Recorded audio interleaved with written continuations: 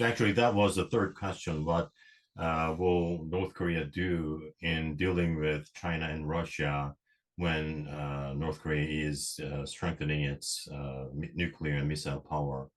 And also, I want to ask about the U.S.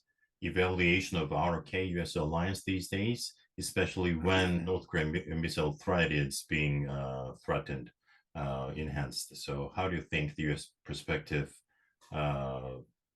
about this strategy and the future of the ROK-US alliance? Well, I'm quite encouraged by the ability to resume constructive relations between, really constructive and positive relations between Washington and Seoul. I'm also somewhat encouraged by the initial and I think in many ways brave steps by the Yoon government to deal with the long-standing historical problems with Japan. As the U.S. really hopes that our two partners in Northeast Asia can establish a more cooperative basis going forward. And the recent steps on the wartime employment or forced employment compensation, I think, is a very positive step, and I hope it will lead to more.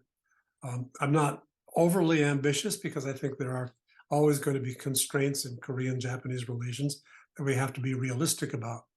But if we can function on broad security issues more cooperatively, that gives us time to bicker below the surface on those other nagging historical issues without great consequence.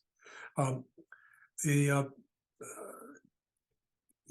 U.S. probably needs to do more to rethink what its policy toward North Korea is. We've got to kind of return to the period of so-called benign neglect, where it's quite understandable. We've been in various administrations over several decades very frustrated. Our efforts to reach out are always falling short because the North is determined to be a nuclear power, and we keep setting a nuclear standard. An elimination of nuclear capabilities as our standard for North Korea, and that has proven itself to be less realistic over time. We need to refresh our views, refresh our diplomatic ammunition to see if there's something we can put on the table. But I'm not optimistic in the near term. North Korea is benefiting from the need that Putin has for ammunition and other things that North Korea can supply.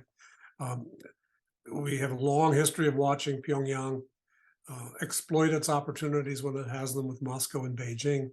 And I expect they will try to build as much leverage with Moscow and Beijing as they can before they resume any kind of Southern politics towards South Korea or towards the United States and Japan.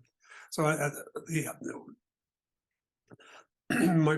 guess my summary would be this is a time for us to gather together, think tank and think tank, government and government, and try to come up with some ideas on how we can, one, reduce the damage that may be coming our way from North Korea's increasing leverage, and two, find some ways to exploit our own improved leverage because of the stronger position of the allies in the Asia Pacific in this post-Trump period.